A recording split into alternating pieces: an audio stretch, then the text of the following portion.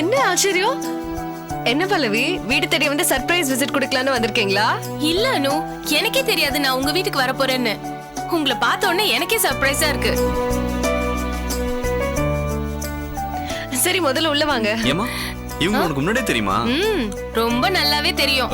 என்ன அனு, நான் சொல்றது கரெக்ட் தானே? நீங்க சொல்றது பெர்ஃபெக்ட்லி கரெக்ட்.